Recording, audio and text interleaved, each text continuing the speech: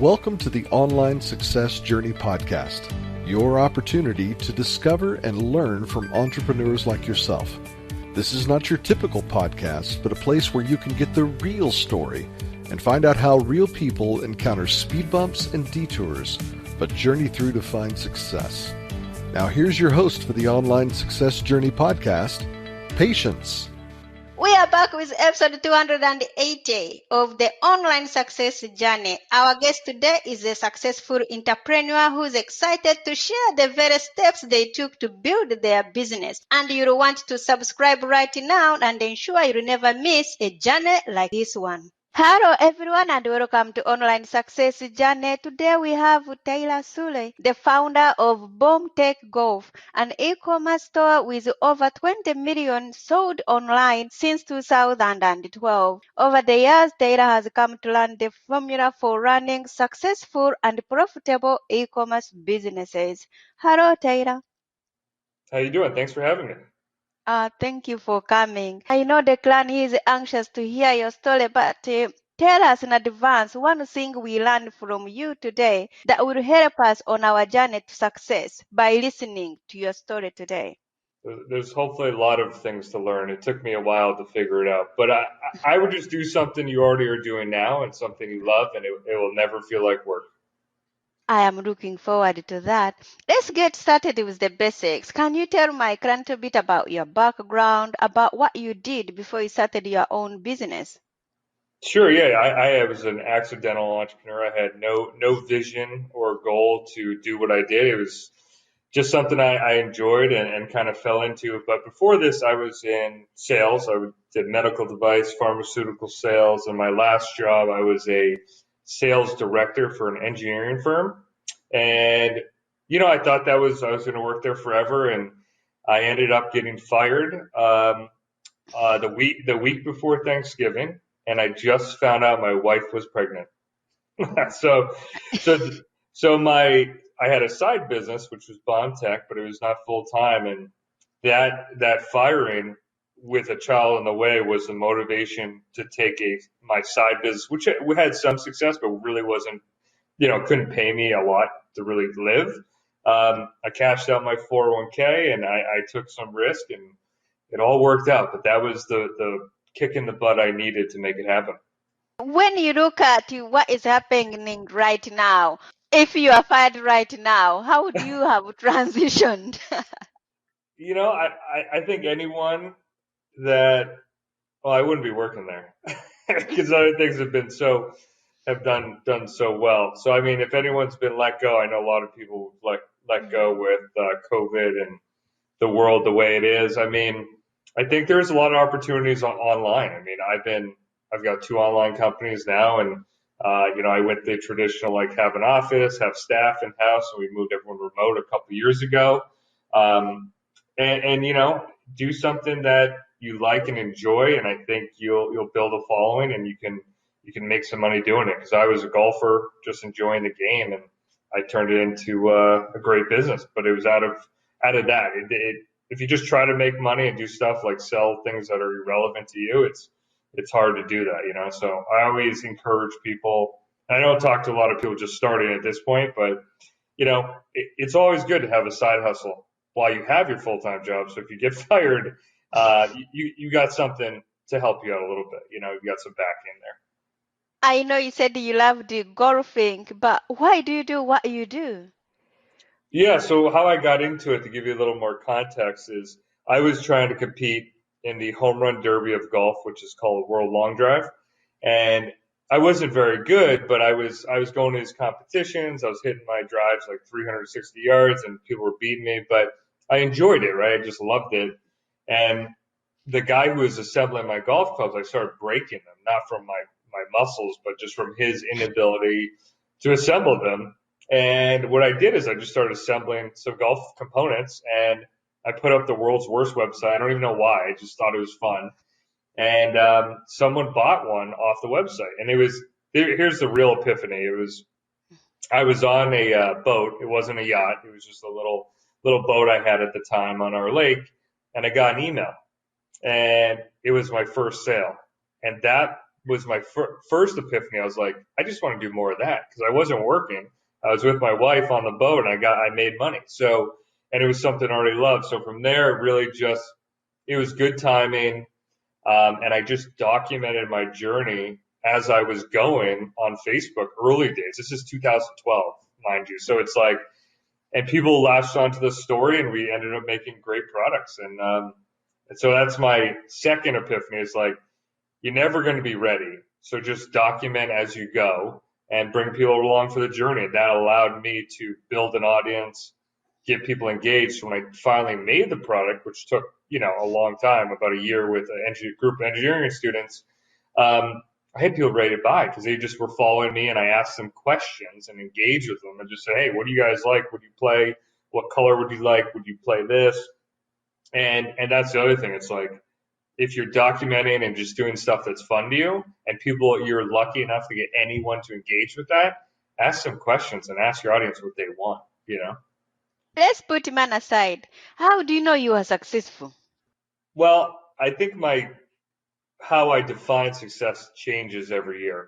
So like I believe I'm, obviously monetarily I'm more successful than I've ever been at any job times 100. I couldn't make this money anywhere. But really success for me is having an impact on employees, meaning I can pay people well. Like we just offered healthcare, free healthcare for all of our employees, which was really something that I've been trying to strive to do. So that made me feel successful, if you want to call it that. And I've also made a schedule that I spend an enormous amount of time with my family.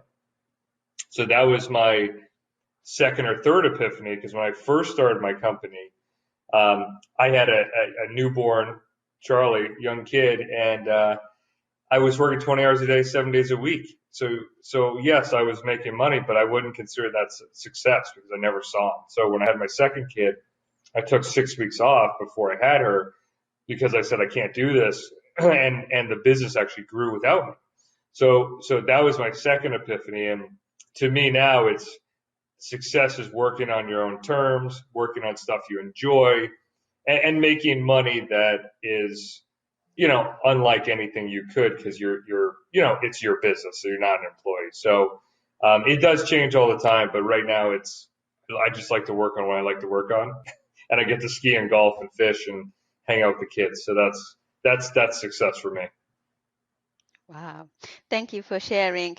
Tell us how to work a 4-hour week but make a 7-figure. You mentioned that you work 24/7 to 27 hours per week. Now you are turning around telling us, you know what, Patience? I am working only 4 hours a week. Now, is that feasible? Can that work? Through time. So like I believe everyone has to know every piece of their business enough to be dangerous and to hire someone better than them. So like that, like for me, like in e-commerce specifically, if I dove into that example, I got it to doing 7 figures, 1.2 million before I hired anyone, right? But I worked, to your point, I worked all day, all night, didn't stop, didn't sleep. It was a disaster, right? So now, we do 7 to 10 million, but I work 4 hours a week. And how did I make that transition? And I think a lot of entrepreneurs, it's a very tough transition to make. But for me, it took 2 kids, right? So my second kid, when I took those 6 weeks off, that was my epiphany that said, wow, I'm really not that important. But that was the pressure I needed to delegate, hire the right people. I have a very lean team. I've got specialists in, my agency does my email and SMS. I've got a Facebook ads guy and Google ads guy. That's just 2 people. Then I've got a customer service guys, an inventory guy. So I built out systems and teammates that allow me to work on bigger picture things. So those 4 hours that I work are not doing like daily tasks that are repeatable that a customer service person would do. I'm not building the Facebook ads. I'm doing higher level strategies, setting the vision, looking at, the future of where we're going and how we're going to get there, which is more fun. And it actually has a bigger lever to pull, but it's a very, very tough transition to make when you have started and it's your baby, right? And it's, it took me 2 kids really. So I don't know if I feel like it's everyone's unique position in their life that will let them figure that out if they even want to do that. But for me, to have the freedom to be like, I'm not working today. I had to do it, because I wanted to be there for my kids and not be stressed out. Can anyone be an entrepreneur, or are some people more cut out for it than others? I can't speak for everyone. All I know is my journey. I think I had a chip on my shoulder because I was fired. And I think it's everyone's life events. And, I wasn't like, wealthy per se. I didn't have a ton of money, just be like, oh, whatever, I'll do this for fun. So I had a lot of motivations to make it work. But I think curiosity is the root cause of entrepreneur success. So like I was already working in golf as for fun, a hobby, passion. That's what I did, right? So it's like I just had curiosity. Like, can I make a golf driver? Can I do this? And I think you just keep asking questions around things you're passionate about, and it may lead you down a road of success. It may not, but I think curiosity and motivation to learn would allow anyone to be successful, because I'm not I'm not book smart per se. Like I barely graduated college, took me 5 years. But I was just curious and wanted to learn. So it's like, I think if you go out, and I think the motivation too, it's like, be curious about something you love. But if you're motivated just to make money, it's going to be tough. Like I tried at one point, I got derailed and was like, I just want to sell this trending product, right? And I knew nothing about it, and I failed because it just wasn't something I was passionate about. And so I just went back to what I was already doing. So I think if you're curious and motivated, anyone can do it, because I did it. Tell us how to run 2 companies stimulously and be wildly profitable. So this was another accidental entrepreneurship moment. So my first employee, so again, so these 2 companies are very synergistic. They are in the same silo. I run an e-com brand, and I'm also the client. I'm a client of my own agency. So it's funny. My first employee. So I think all I've done is I see opportunities, and I've jumped on them if I think they make sense. So I'll tell you exactly how it happened for me. So BombTech started growing. I had a lot of podcasts, a lot of interviews, case studies that came out. One in particular from Klaviyo, which is an email marketing company, that said, we're killing it. We're doing like 40% of revenue from email. And people started messaging me like, hey, Sully, can you help me with my e-commerce brand? I was like, no. I'm like, good luck. It's too complicated. But my first employee, Chris, who was like with me for 4 years, he's a young kid who had been working like 100-hour weeks on his own regard because he just loved it. And he was running all my email. He goes, do you mind if I try to help them? And I said, dude, I would want nothing more in life than you to be super successful and make as much money and run your own business. So I'll support you, and I'll give you these leads if you can drive them results. We'll talk later. So he went out, he closed three leads, 3 accounts. And I said, tell me how you're doing a month. So he came back, and he was still working at BombTech. And he's like, hey, I doubled their revenue. I'm like, oh, that's pretty good. I said, well, why don't we do more of that? So he started getting more clients. I said, well, do you want to partner up? And I'll work on the lead side, and I'll help you with the business because I have that background. And you just work on building out the company. And we took that from 3 clients to now we're a Klaviyo Platinum agency. We just broke 7 figures there, and we got 35 clients. And, it was just one of those things where it just made sense, and it was just something we're already doing, so it wasn't like something out of left field that wasn't related to what we're doing. We're already doing it in my own business, and we just systematized it. And now we have 7 employees, and we're scaling that up. We're looking to double that this year. And that business is a totally different beast, but it's a new fun challenge for me. So it's fun, so like I always lean towards things that make sense already what I'm doing. And then I try to really only do the stuff that's big lever, meaning it has a big impact and is fun. And like everything else, I just delegate or automate. So that's kind of how that came up. It was just a natural evolution and a need from potential clients that we could fulfill. Are ads still profitable? in this time? Yeah, so we have run very high profit for our own business. I do have an ad guy. I'm not in the ads anymore per se, but we have found to make ads profitable, it's really all about the back end, like meaning your email and SMS.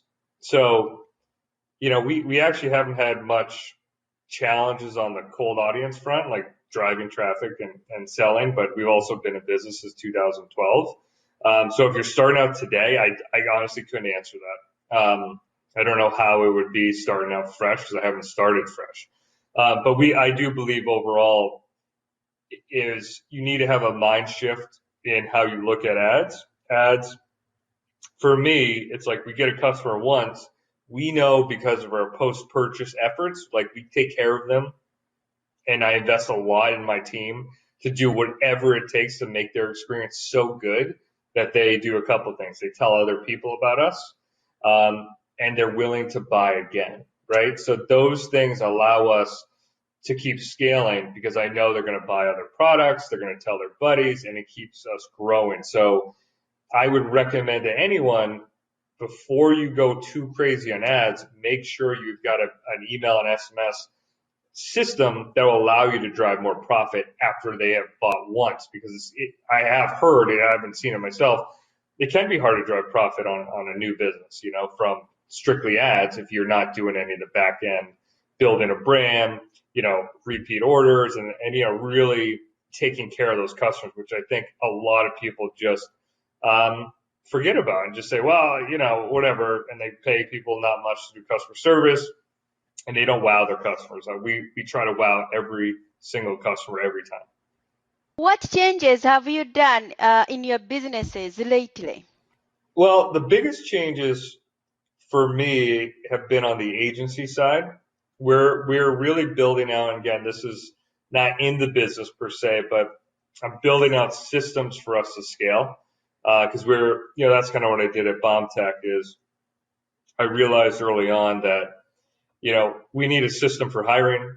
We need a system for, our employees. We need a system for clients. So we're really streamlining everything, to a point that, we could hire someone with not a ton of experience and get them into our world and make them almost an expert in a short window of time. And that's one piece. And then being really clear on expectations for clients, and just making the whole process simple. And that's what, in a people business like that, I feel like a lot of agencies tend to fail or stay small and niche, which is totally cool. Like we've got 7 employees with 30 clients that does 7 figures. That's great. But we really have aspirations to be the #1 Klaviyo agency in the world. And then what that means for us is 500 clients. So right now at 30 clients, trying to get to 67 this year, I just have to build systems. So what I do is I just look at the business as a whole.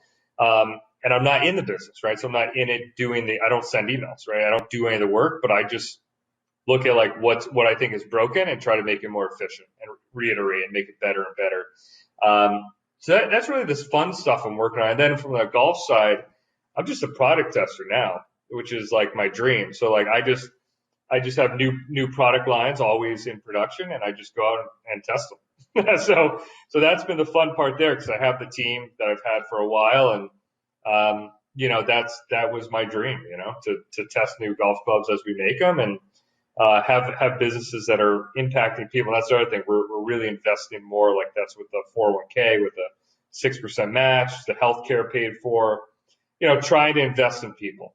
That's been the other thing. It's just really throwing down for them, You've been in business for a long time.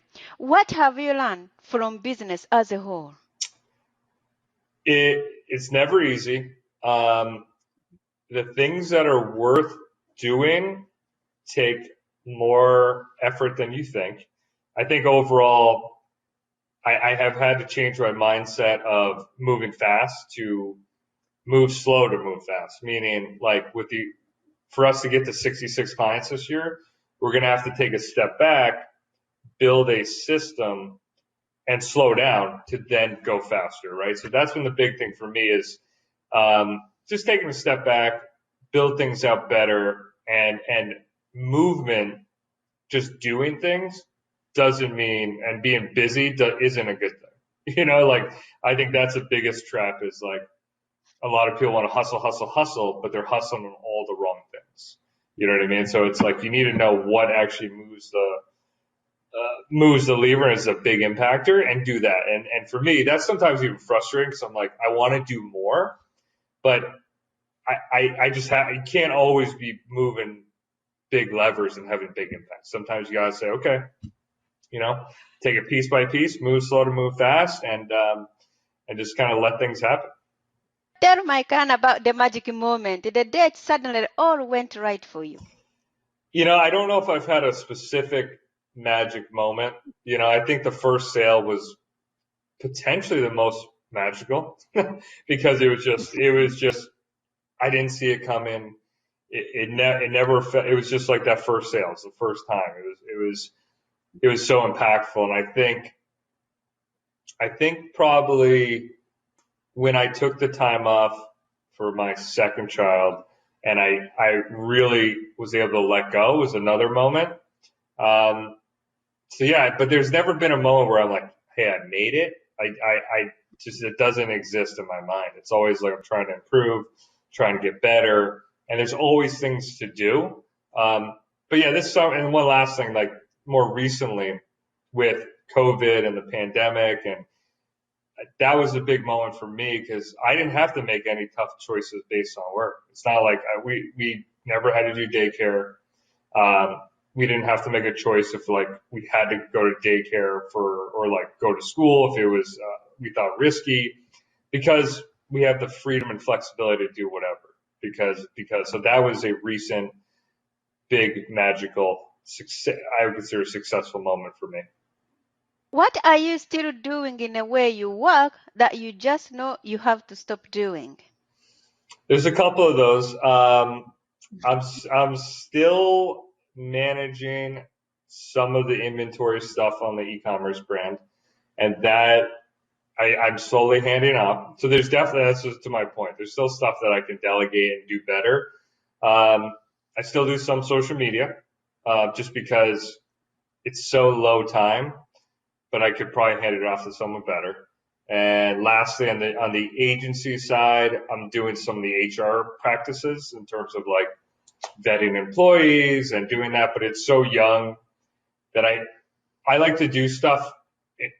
I like to say I do stuff one time and then hire someone for it, but I have to make it into a system that's good enough to then hire, right? And delegate. So I'm still working on some of those processes, and once they're good enough, then we can hire someone to do it. So I'm still in that business on the agency at Ecom Growers, but it's fun right now. So when it gets, I know my inflection point is like when it stops being fun, then I just have to hand it off. What is the most dangerous belief an entrepreneur can have?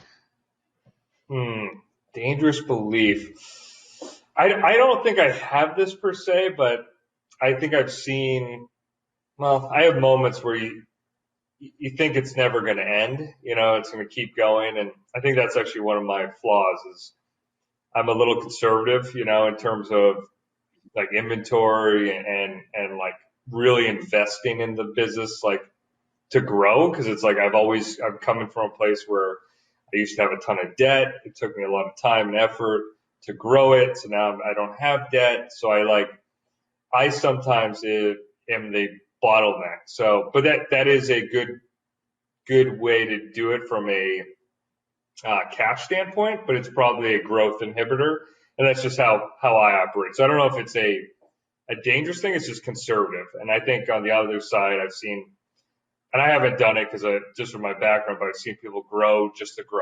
It's not like a real profitable business. There's not, able to pull out the cash, to actually survive. So I think growth for growth's sake is a common misnomer or thing that I've constantly hear in the industry. It's like, just grow. And it's like, well, you're not a business if you're not able to take cash out and pay people and, and grow so I believe in growing profitably and sustainably, I guess. What grounds you? I think mostly like tedious tasks. Like right now we just switched payroll providers because we've got employees all across the country, and paperwork tedious task, I can't handle it. It's like I have like some form of ADHD. So anything like that where I have to do something that I know I shouldn't be doing just drives me insane. In your businesses, do you have a mentor or a coach? No, I wish I did. I've actually looked for mentors that have been more successful than myself because there's many. Um, and I really have, and like in golf, that really has never, we're kind of a unique, in a unique position. There's not many that have done what we've done, so we're kind of pioneering that a little bit. So I haven't found anyone that's even willing to share. On the agency side, I have tried to talk to other larger, more successful agency owners. Like, I consider success. Some of them have 500 clients doing, 8-9 figures a year, and we're just younger at it. So I try to reach out to them to see if I could, but it really has never worked out. So maybe I'm just doing something wrong. But I think the biggest thing that's impactful for me right now is just having my partner Chris, and we have, like a 2 to 3 days a week, we have a breakthrough call where we have an agenda where we just break our limiting beliefs and try to improve the business. So we don't necessarily have a mentor, but we're just each person's accountability coach, and we just try to improve one thing, 1%. What is the most valuable thing Chris, your partner, has told you? Oh man, most valuable thing. It's usually me telling him. Oh, No.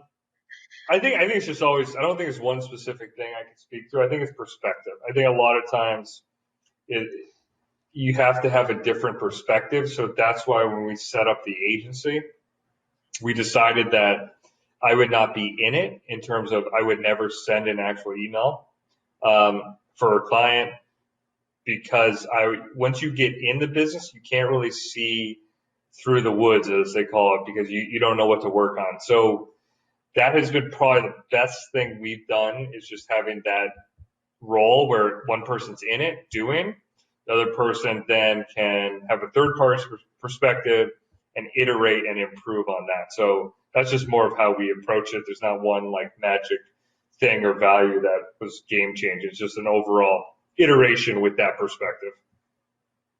what is one thing no one knows about you? One thing that no one knows about me. Well, I don't know if, I mean, for this audience, I mean, everyone thinks I'm really good at golf, but I'm really not. So every time I go and play, I'm not bad, but everyone thinks I'm going to shoot par.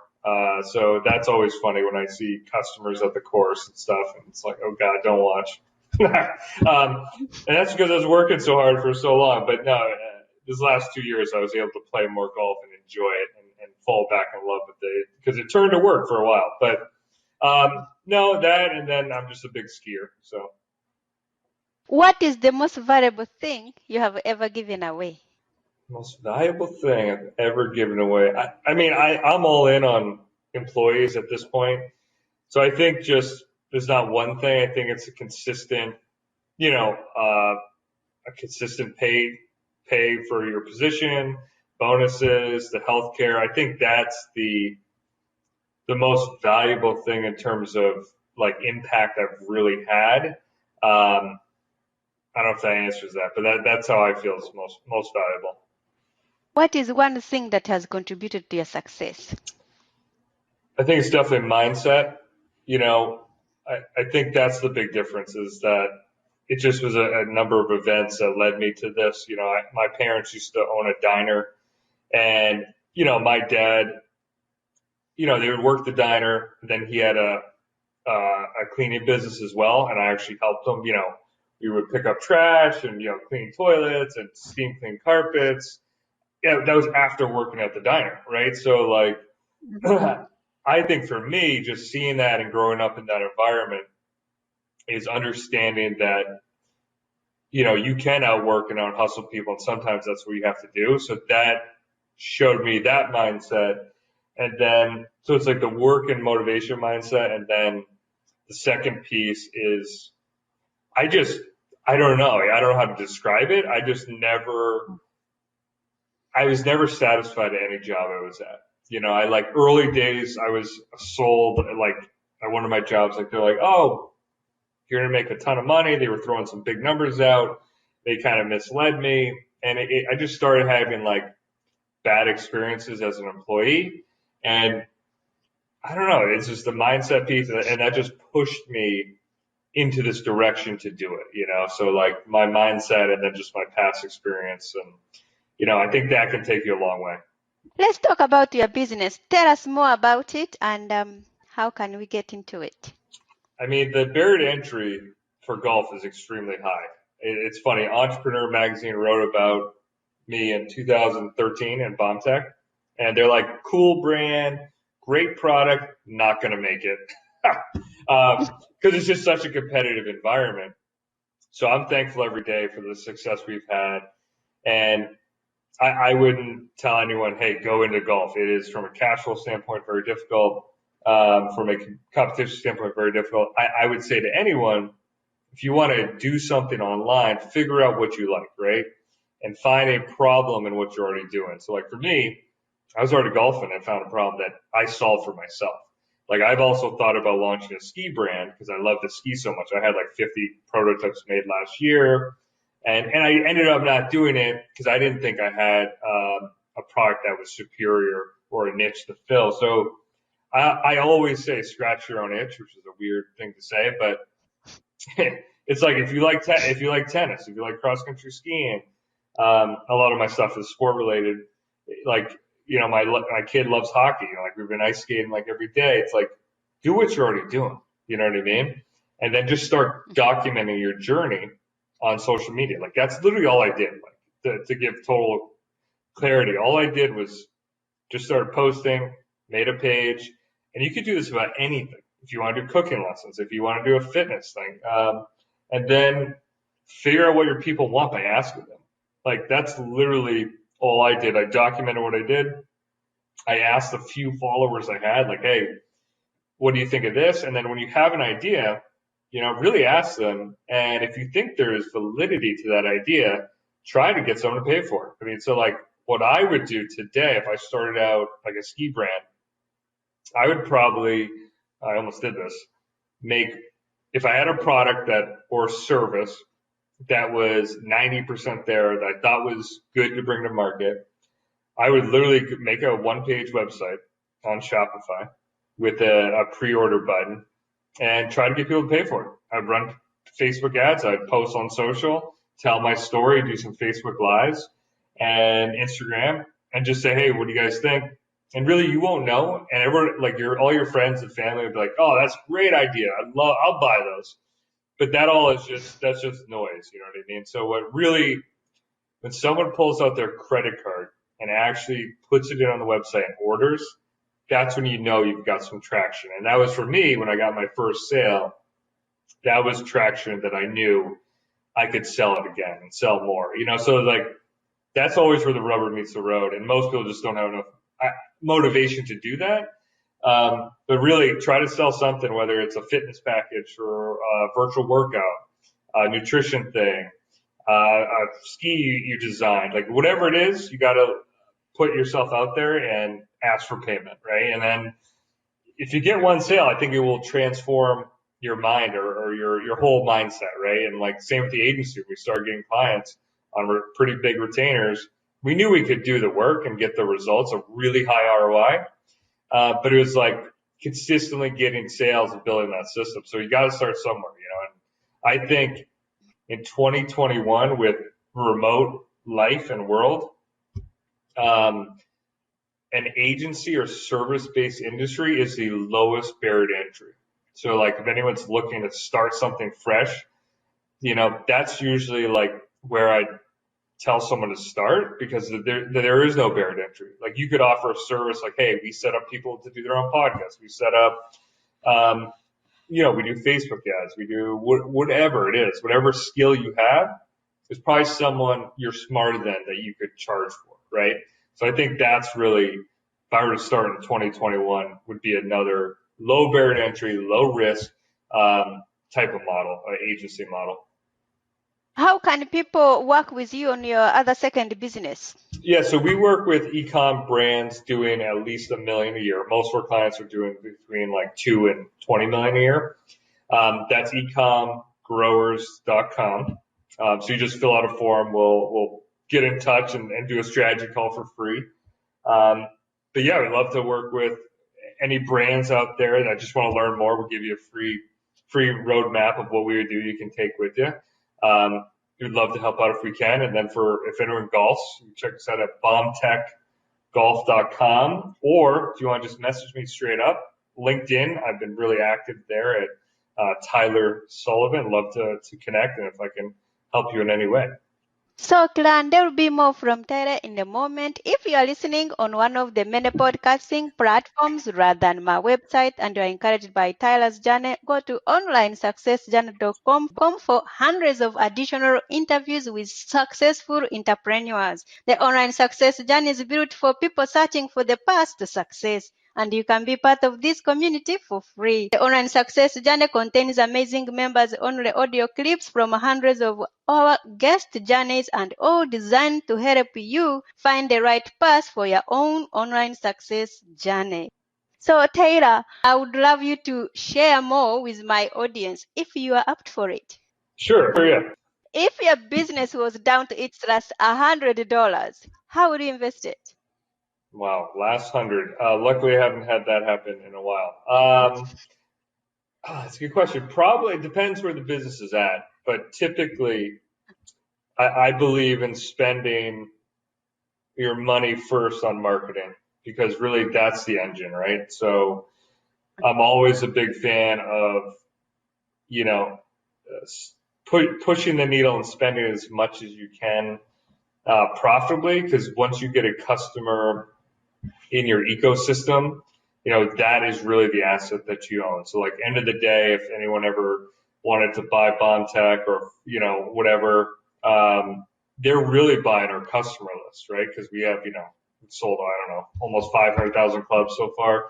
So we have a large customer database that we really take care of. And then we've got our email list. So like, that's really the asset. And to get those assets, that is your value. You have to be able to drive traffic, right? So for me, it's Facebook, Google, Instagram ads. We do invest in SEO and things, but that's our long tail. So I'd spend that $100 probably on a Facebook ad promotion to drive new customers. What is the best business book you have ever read? E-Myth by Michael Gerber. If you are going to keep a note to yourself in your pocket every day, what would you have written on it? I do have that. It's in my phone though. It's actually for my kids. It says, "Be silly and say yes." Do you feel like you succeeded, or like you are only on the way? On the way. There is no finish. I'm definitely still on the way up here. Remind us how we can connect with you. Yeah, just LinkedIn's probably the best if you want to connect direct at Tyler Sullivan. Tyler, it's been great to have you here to share your online success journey with us. So glad to be here. Hopefully got some value from this for the audience.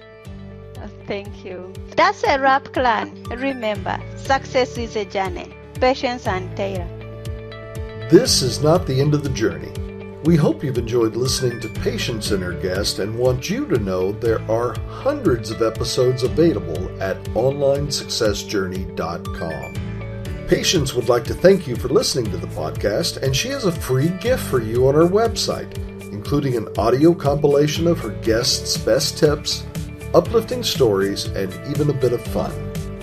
Additionally, there are special clips of over 250 episodes that have never aired on the podcast, and they're only available to members of the Online Success Journey.